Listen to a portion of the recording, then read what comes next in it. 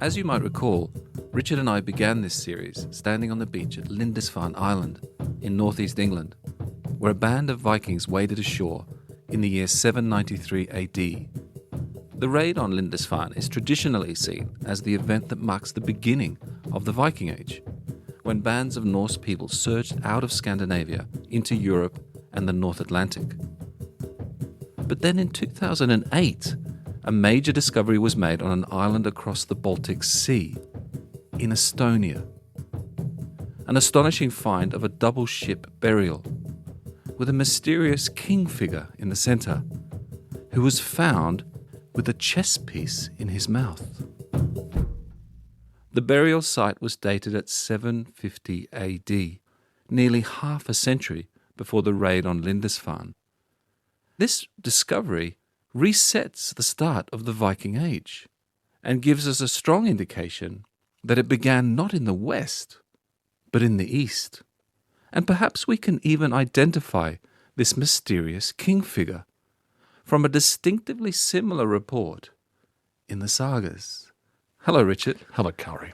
How was this Viking ship burial discovered? In 2008, in this little seaside village on the island of Saaremaa in Estonia, there were some workmen. They were just digging a trench for a cycle path. How very EU all that was. And as soon as these guys started digging, these human bones started coming up from the soil. And naturally, they stopped work immediately. Now, the first assumption they made was that they were bones from some poor soldiers from World War II, because there had been this absolutely savage tank battle on the island of Saaremaa during the Second World War between Soviet tanks and Nazi tanks. But then, as they dug a little more, they found spearheads and carved bone gaming pieces amongst the bones. And so, of course, they brought in the archaeologists. And as they opened up this site, it revealed a stunning Viking ship burial site. I'm just trying to put myself in the shoes of those workers. Can you imagine what it was like to unearth these items? Yeah, I think it probably was almost a relief and an exciting thing to find that they belonged to Vikings from more than a millennia ago, rather than perhaps people they might have, from families they might have known on the island. So the excitement really just ratcheted up exponentially once they realised they'd found a Viking ship on this island. So this was the first boat that they found. Yeah. What was it? It was a 12-oar rowing vessel, and it was a boat like a lot of Viking ships. It was clinker built, which means it's made of long boards that overlap each other in rows. It has such a lovely effect when you see clinker built ships and boats, because the timbers run in parallel, and they look like the gills of a whale almost. They're very, very beautiful, like pretty much all of the Viking vessels were. It was about 11.5 metres long and 2 metres wide at its widest point. And they could tell from the build of it that this boat had been light and fast and easy to manoeuvre. And eventually they concluded it was probably a ship's boat. Mm-hmm. So something that could be used from a larger vessel. Yeah. For raiding or for just for deliveries? From getting from the larger boat to the shore, I suppose, for whatever purpose, for raiding or for trading, or indeed for settling, as we always say with the Vikings. Yeah. So was there anything inside? Yeah. They found the bodies of 7 dead warriors. All of them were men, all of them ranging in age from late teens to mid-30s or thereabouts. But the position of them was quite eerie. The bodies were placed sitting up at the oars, like they were going to row this boat into the afterlife. After all that time, they were still sitting upright. Yeah, well, I think the bodies had fallen down, but they could tell by the positioning of the bones that the corpses had initially been put in an upright position at the oars. That's a tad creepy, isn't it? Yeah, it's like a ghost crew of some kind. Yeah. Was there anything else as well as the bodies? Yeah, they found 2 dice that were made from elk antler, carved from that. And they found some gaming pieces carved from whalebone and walrus tusk that were just scattered all around and over the dead bodies. So they were the gaming pieces. Then they found 2 headless hawks, 2 birds of prey that may have been used by the crew for hunting while they were travelling. And there was evidence that large quantities of meat had been laid on or around the bodies of these dead men. I mean, what does that suggest to you? It suggests that they're being prepared for some kind of journey and that they're being honoured by the people who have buried them, that the people who have placed them in the boat care about what they did and cared about where they were going in the next stage of their lives, I suppose. It's all terribly Egyptian, all of this, I think, isn't it? You need all this stuff for the afterlife, the gaming pieces so you don't get bored, and the meat to give you something to eat. Also that the people who did this had plenty of meat and plenty of things to give away. So they must have been quite a prosperous group, you think? I suppose so. We can't really know. But yeah, they must have been ready to surrender what food they would otherwise have eaten to put it with the bodies of the dead, figuring the dead needed it more than them. And then, as they kept digging, around about 2010, this is 2 years after the first discovery, the archaeologists uncovered a second boat, a much larger boat, a ship. So what were its dimensions? This is a proper ocean-going vessel, this ship. This was the ship for which the other one was the ship's boat, we have to assume. This was about 17 metres long, this ship, and 3 metres wide in the middle.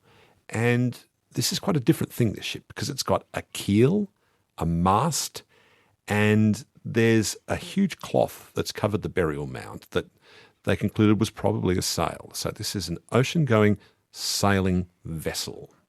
So we start to get a little bit more of a picture of who these people were and that they'd maybe come from quite a long way away. Yeah, these are Norse people who now have the technology with this huge sail and the mast and a keel that can get them across difficult stretches of ocean.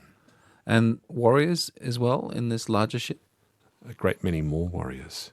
In this ship they found 34. And they're laid out 4 deep on top of each other. And the state of them was really interesting too. All of them were particularly tall for the time, getting in around 6 foot, which is tall for that era. And studies of the teeth, which often yield all these amazing results. Teeth are really huge in these archaeological finds. They indicated that they'd all been in good health, more or less. Isotope studies of the teeth also were able to tell them that all of these men, all of them, had come from somewhere in central Sweden. 4 of them were brothers, they could tell. So they could really specifically locate the origins of these men, which is, like I say, central Sweden, which is quite a way away on the other side of the Baltic Sea from this island in Estonia. I love what you're saying about teeth because I'm always entertained by the finds of ancient toothbrushes, especially the ones that are carved out of antler bone and that kind of thing. And they suggest that because they come up so often in the finds, that the Vikings did care a great deal about their teeth. Sorry, there are Viking toothbrushes? Yeah, that have been found in burial sites. You can imagine why you'd want to keep your teeth in good shape. I can imagine that dental care was not an enjoyable experience at that time. But they also keep coming up as rather vain, don't they? Is it wrong to use the word vain, or is it just that they care about their appearance? Foppish. These central Swedes and their toothbrushes. Fancy, showing off. And they have combs too, of course, don't they? The combs very often. You find lots of combs, and then we've also read of this bizarre habit they had of bathing once a week, up to once a week, that would actually have a bath. Which is insane, isn't it? I mean, just to think they would bathe that often. Clearly no water restrictions. So how were the bodies then? Were there any signs of how they died? Oh, yeah. Yeah, there's terrible battle wounds on the remains of these bodies. There were sword and arrow wounds to the bones, across the skulls, slash marks across the face. Some of the arm bones of these bodies were chopped through in several places, which was indicated that as they were being attacked, they raised their arms hopelessly to defend themselves from the sword blows or the axe blows that were coming to them. One warrior's skull was cleft. It was like severed clean through, which indicates that like someone swung an axe or a sword and it just took the top of his head off entirely. And they also found amongst them older wounds that were clearly from previous battles. So many of them were veteran warriors. They'd been in other battles. They'd survived their wounds. But this occasion, there'd been some terrible massacre that had killed all these men.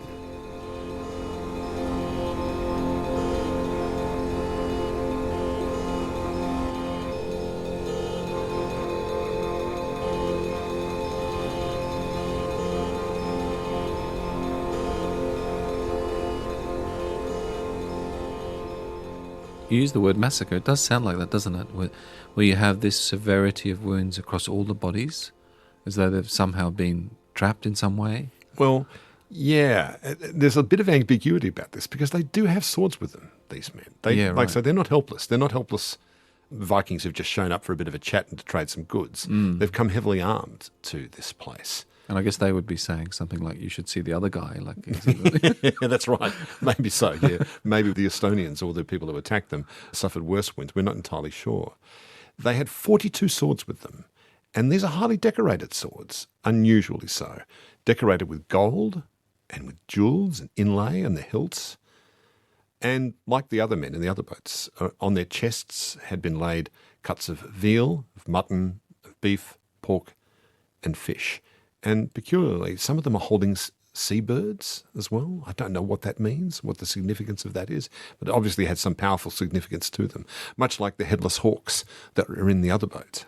And again, there's more gaming pieces scattered all around them, presumably so they can entertain themselves in the afterlife. And this great pile of bodies in this second largest ship, and the meats and the weapons, they're all covered by like a protective mound of shields and timber boards that formed a sort of a huge protective mound on top of them, and a large piece of coarse cloth, which they think is that sailcloth I was mentioning earlier. And on top of this mound, they place 3 more birds of prey and 6 dogs. Oh, God, there's so many stories of, which I don't know why this is so distressing, but so many stories of Viking burial sites where dogs are cut up, killed, and their various constituent pieces, components are thrown in amongst the dead men. So you said it was 17 metres long, this vessel. So this is an enormous site, isn't it? Yeah, it's a huge site. It's one of the biggest Viking ship finds ever, and one of enormous consequence, I think. And to find it in Estonia and to date it when it was dated, because they did carbon-14 analysis of the bones, which confirmed a date close to and around 750 AD, which is the late pre-Viking period. Traditionally has been dated as the late pre-Viking period because it precedes Lindisfarne, the attack on Lindisfarne in England, by some 40, 50 or so years or thereabouts. So that came as a real surprise. I guess we'll have to come back to that question of dates and what that shift in our chronology tells us. But maybe before we do that, you could tell us a little bit more about this king that we mentioned at the beginning. Yeah, the most high-status man in this burial site. He's right in the middle, right on top and right in the middle. He was also amongst the worst injured of the men, and he's adorned with precious goods. He has a double-edged sword with a ringed hilt of gilt bronze, and it's this sword that identifies him as a particularly very senior figure, a chieftain, a warlord, or even possibly a king, because the more elaborate the sword, the more high status the Viking, by and large. And as you said at the start, in his mouth, they found like a gaming piece, like a chess piece, a piece that is probably a king, which is rather peculiar too. It's a little bit gruesome, isn't it? It's almost like a murder scene from a detective novel where the killer has put something in the victim's mouth, but it's not like that here. It's a sign of honor of some kind. Yeah, it's almost like a serial killer's signature or something. Isn't it? That has deep significance to that serial killer, into the strange psychosis that he or she has, still always a he, of course, in placing this enormously important thing in the mouth of this king. But clearly, though, it's not that at all. This is an act of reverence for this dead figure, this dead leader, this dead king who sits amidst the centre of this pile of dead warriors. So presumably archaeologists have tried to decode all of these items and the way in which the warriors were buried and their senior figure among them. Are there any interpretations of what had happened? There are so many, and it's fascinating because what happened here is so dramatic and obviously clearly very categorical. All these dead people are lying around in positions of high significance, but no one can really quite agree on what might have happened or what did happen that day. Naturally, they asked themselves what on earth had happened there. Who were these Swedish Vikings? What are they doing in Estonia? How they ended up being buried in this manner so far from home, and who is this leader, this king figure with the chess piece in his mouth that's amongst them. So the lead archaeologist on this site. A man named Juri Pietz has sketched out some possibilities, he said. He says the Swedish Vikings might have been lured across the Baltic Sea to Estonia by the prospect of booty, a raid, or to settle a grudge or some kind of point of honour with the locals on this island in Estonia. The presence of the birds of prey, though, these hawks, have led some to suggest that maybe their purpose, the mission wasn't military at all. It was diplomatic, because hawks were sometimes used as prestigious gifts exchanged between kings and chieftains in the Viking world. And the fancy swords that they're carrying tends to support this theory as well, because these are more like ceremonial swords for showing off rather than for brutal combat on a battlefield. But if it was conceived as a diplomatic mission, something went wrong. I mean, something went very, very badly wrong here. The Swedes had clearly run into an army of Estonians, not too happy to see them at all on their island or coming close to the island.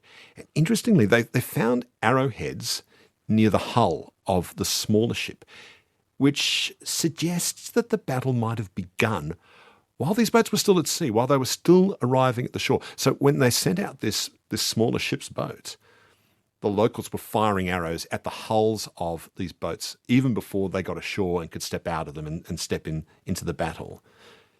In any case, we can see that after a very fierce and very bloody battle, the surviving Swedes gathered up their dead and brought them to this burial site nearby. They pulled up the two ships, the boats and the ship, from the beach, right up onto the beach. They placed the bodies inside, and then they took the swords of these men and ceremonially bent them and broke them and built the burial mound. Have you ever heard of that before at a burial site where Viking swords are bent and broken as some kind of statement, perhaps that this man will fight no more. His fighting days are done on earth, maybe in Valhalla, but on earth there is no more fight to be had. It seems strange in a way, because if you're wanting to honour a fallen warrior with his weaponry, you would give it to him intact as a gesture of its value.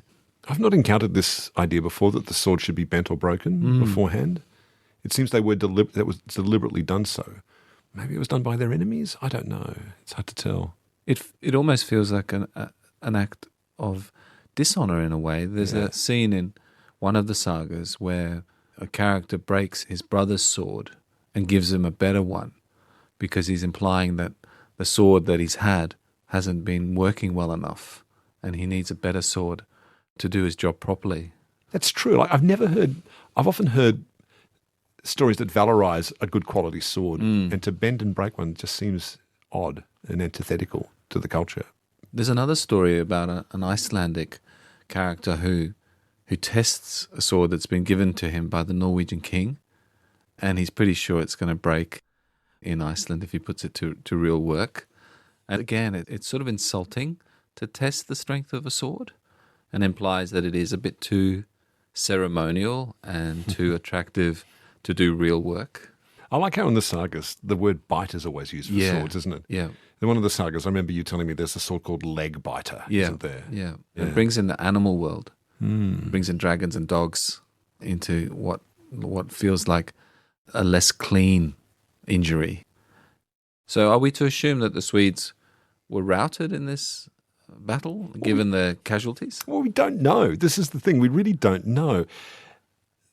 There are so many casualties here, but the fact that the survivors had time and space to build the burial site nearby the beach suggests that the Swedish visitors might have won. They might have routed the Estonians in the end after this brutal, bitter battle, and had the time and space to collect the dead and bury them properly, deliberately, in this painstaking and very time-consuming way.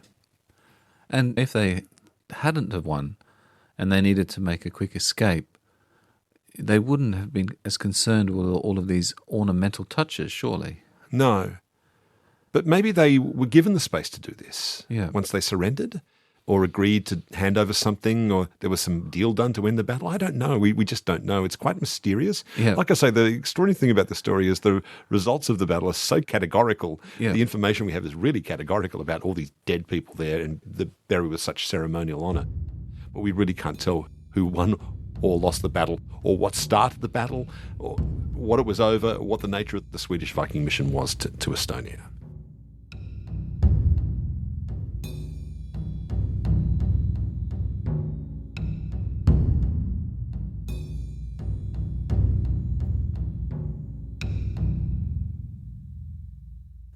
At the beginning, we mentioned that there might be some saga records, though, that help to fill out the picture. And it would be wonderful, wouldn't it, if we could connect this find to a story. Can we? Like, what are the written records that we can look at? When the archaeologists looked at the saga records and the chronicles from this time, they saw a strong connection, several strong connections, and one important mismatch, which I'll get to, of course, between the boat burials found on the island of Saaremaa in Estonia and an early Swedish king named Yngvar, also known as Yngvar Hara, meaning Yngvar the Tall.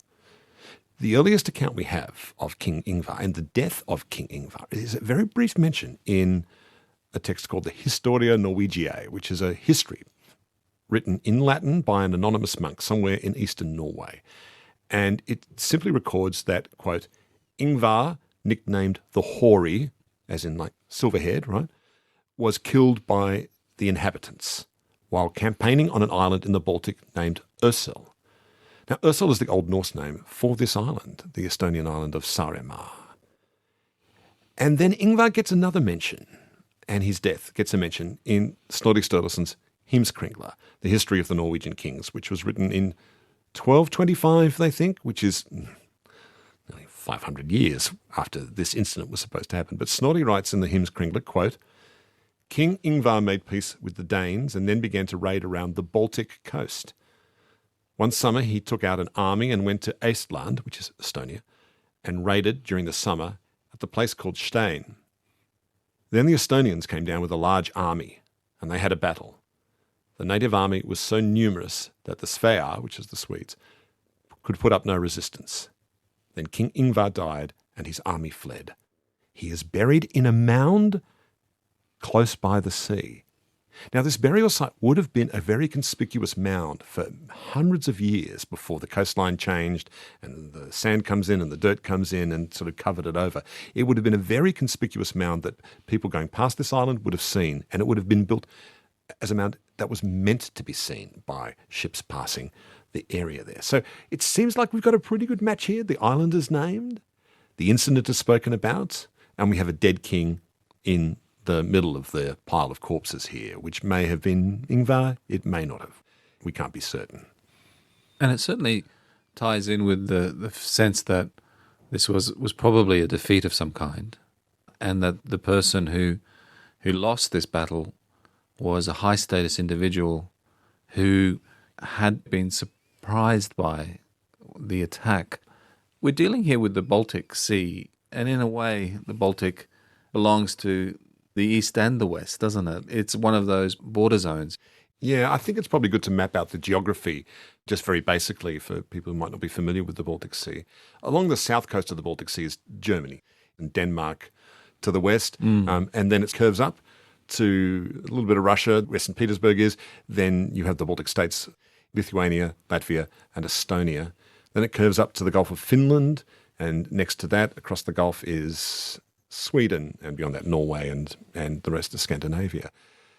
So there's that stretch of water between Sweden and Estonia, which in my mind, when I look at the kind of Mercator projection of the map, is quite a long way. But if you look at it on a globe, when the lines of longitude meet at the top of the globe, it's not far at all. Have you done that trip from Sweden across the Baltic? A little bit. I once flew from Helsinki to the Åland Islands, which are part of modern Finland, but the people there speak Swedish, and it has strong connections to both countries.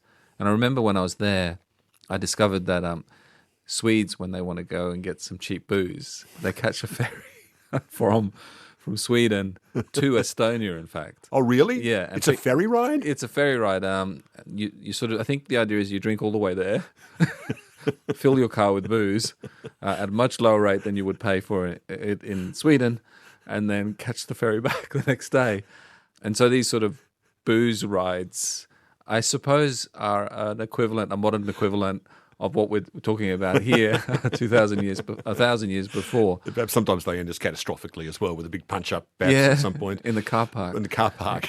I was also thinking of a trip I did to Uppsala, because Uppsala is a major Viking settlement on the east coast of Sweden. And not far from there is an island called Birka. And Birka was a key trading post between the Viking world, the Norse world, and the east. And so we know there must have been regular trade between the Western Scandinavian world and the Eastern, and that this was a kind of a constant. And quite often the East is portrayed in the sagas as being a bit strange and a bit dangerous and full of kind of sorcery and magic. And yet the archaeological evidence suggests that it was probably often more mundane than that as well, that there was trade going on constantly between the two areas. Well, this leads me to wonder whether we should see this as a foreign raid or a foreign adventure by the Swedish Vikings at all, because when the Vikings arrive in Lindisfarne, they're very foreign to the locals. Right? They're very, very foreign. They're heathens. They're not Christians. They look different. It's the same when they arrive in France and terrify the city of Paris. Wherever they land, they're quite distinctly different. But I wonder if we should really see the Baltic Sea, instead of like a sea that separates distinct peoples, as a kind of a Viking lake here. Because now we should talk a bit about the Estonians who met them on the beach that day. They were called at the time the Assyrians. And it's a very Viking place in many ways. It still is to some degree. The island of Saaremaa today, its coat of arms is a Viking ship, for example. The folk culture there has lots of Viking elements. They're sometimes called the Vikings of the Baltic, the Assyrian people of Saaremaa Island. And looking at their history, they hung on to their heathen Viking gods a lot longer than Scandinavia did. Iceland becomes Christian in the year 1000, and that's well after the Norwegians and Swedes have become Christian. But the Estonian Vikings, they stayed heathen for centuries after that. And I think it took a crusade from the church in Rome in order to actually forcibly convert these people to Christianity.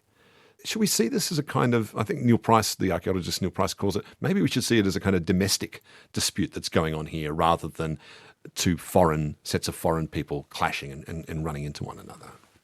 And I think that applies to a lot of the disputes that occurred in the north of Europe. We unconsciously apply modern borders and modern notions of nationhood to some of these fights between, let's say we call it a fight between the Swedes and the Danes, or the Norwegians and the English. What do those terms really mean in this context when you have lots of small kingdoms? Many of them are tied in some way to the ocean and to specific bays or fjords or regions.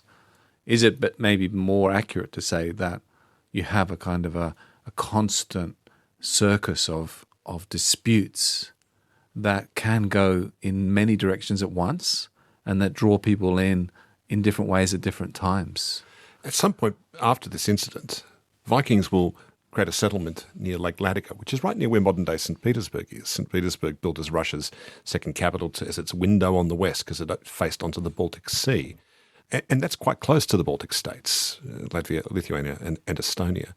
And to imagine that settlement in Lake Ladoga, that Viking settlement, it's a trading settlement. Try to imagine it as a Wild West town where some Viking expats have come all the way over there from Scandinavia and they've got rickety architecture and they're selling furs, skins, swords, timber, slaves out of these kind of semi-lawless regions like Tombstone, somewhere out in the Wild West of the early United States. And also, as soon as you start getting into the hills and mountains, the perception of the people changes. They seem to become more feared, or there's a greater chance of ambush and hostility in the hills.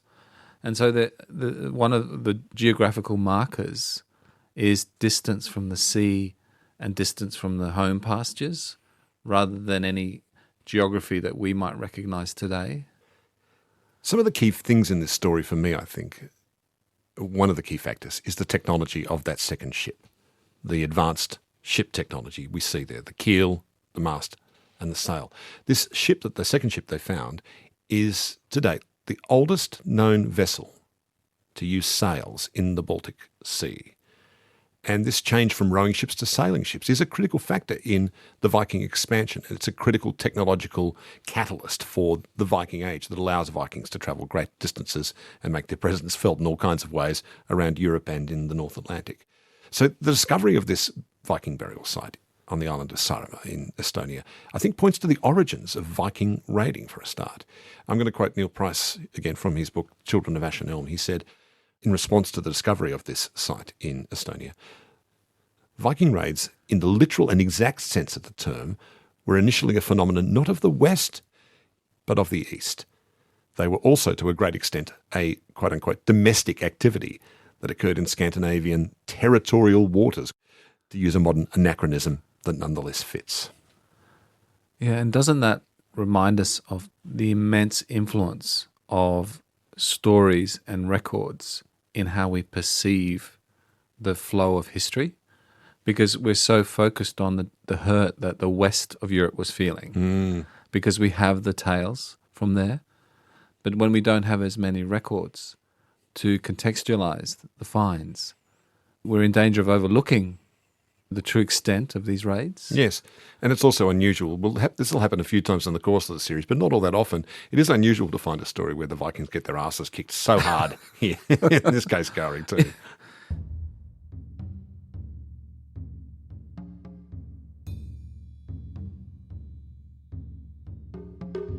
So the leader of this band, can I ask you straight, is it King Yngvar? Well, both those medieval sources I quoted suggest that King Yngvar died in Estonia and was buried in a mound on the beach on the coast of Saaremaa Island.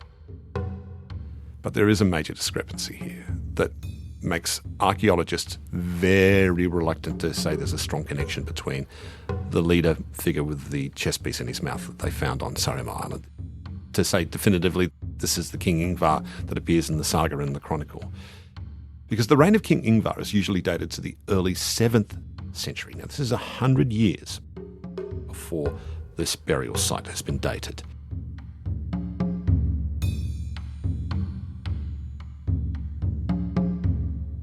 So the archaeologists warn that it's tempting but ultimately impossible to definitively tie this boat burial site to King Yngvar's legendary expedition recorded all those centuries later in the Heimskringla.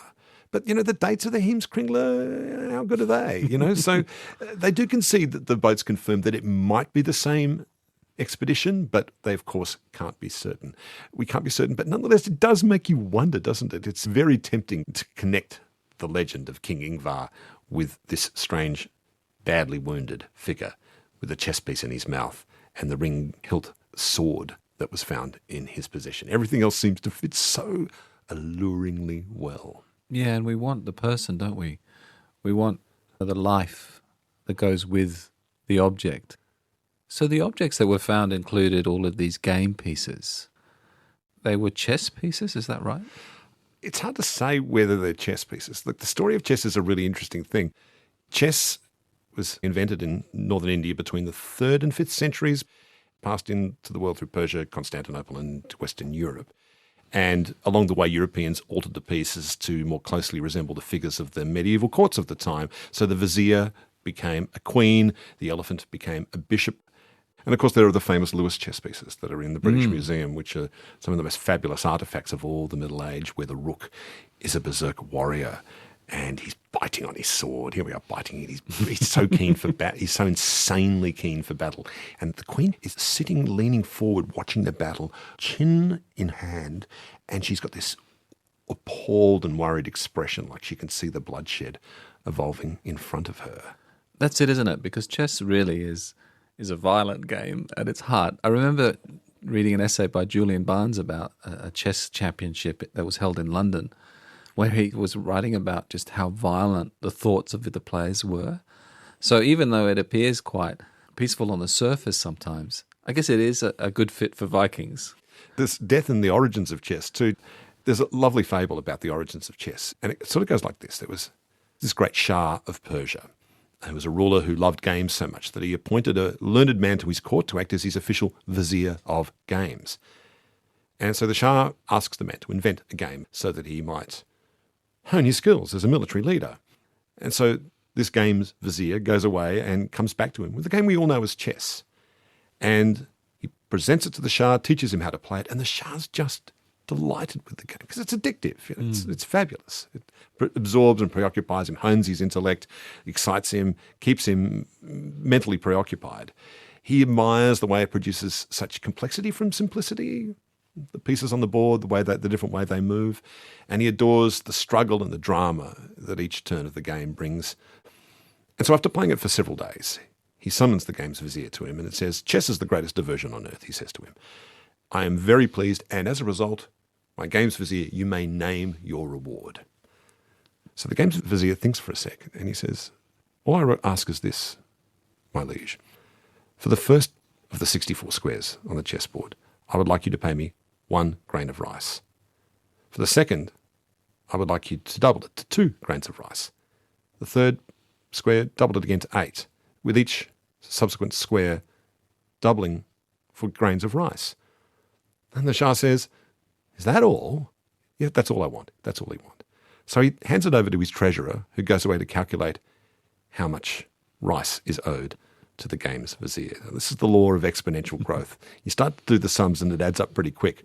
The first square is 1, then there's 2, then there's 4, 8, 16, 32, 64, 128, 256, 1,024, 2,048. In all, the treasurer came back and he says, "Sire, it seems your majesty now owes his vizier of games more than 18 billion grains of rice." This is more rice that could be grown in Persia in 1,000,000 years. And indeed, someone's calculated, if you tried to actually gather together 18 billion grains of rice, it would form a mountain bigger than Mount Everest. And so the Shah could not fulfill his promise to the game's vizier.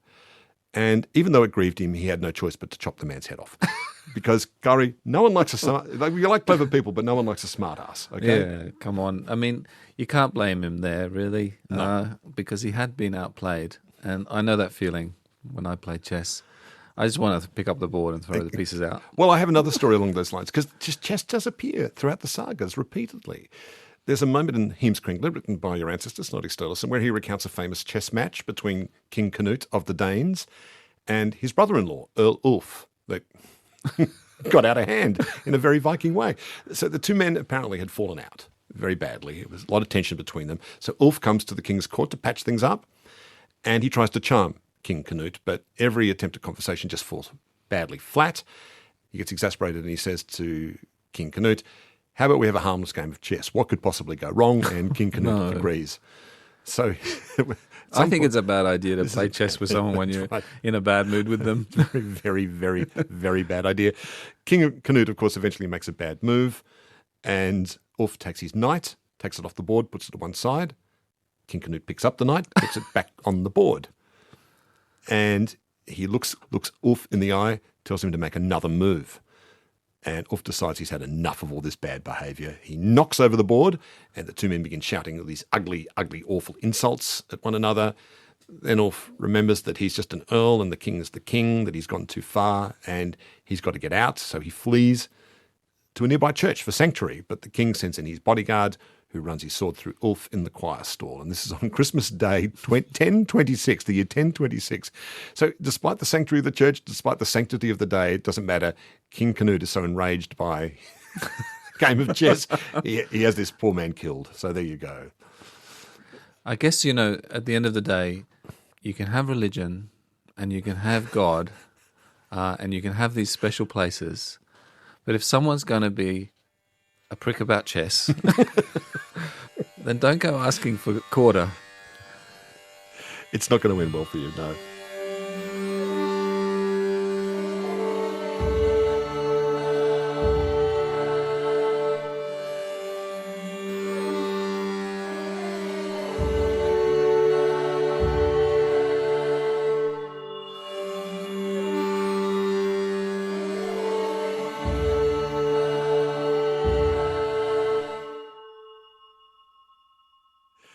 One of my memories of Iceland from both our trips there was, you remember when we were staying there during the winter, we were going to the same cafe every morning for breakfast and for coffee, where we could get the good coffee. And every day I saw groups of old men playing chess with one another.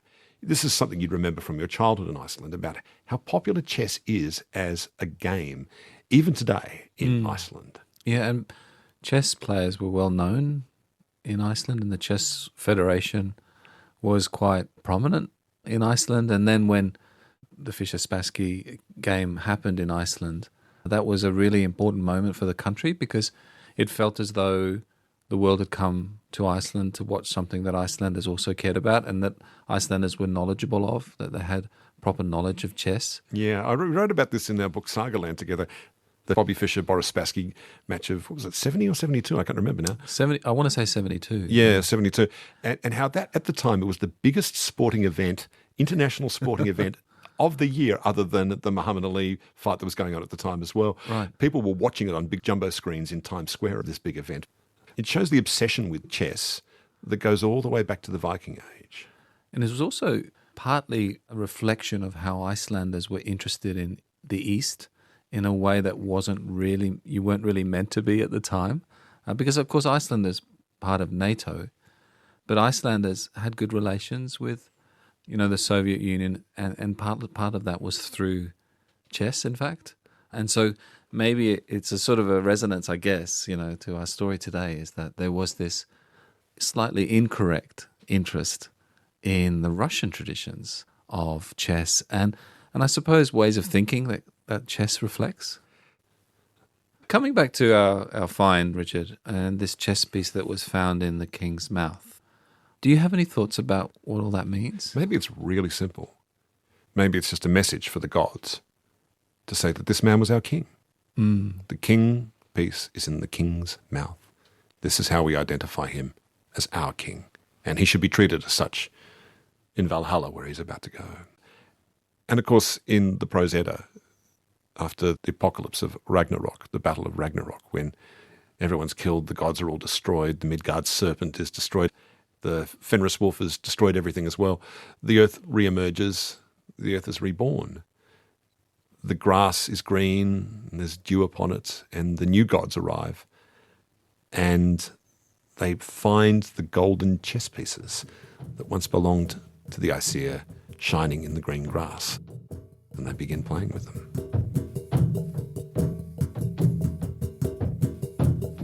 Next time on Viking Lives, it's the legend of a Danish princeling whose father has been killed in suspicious circumstances because his uncle has risen up to replace the dead man, and the widowed mother has married this uncle in unseemly haste.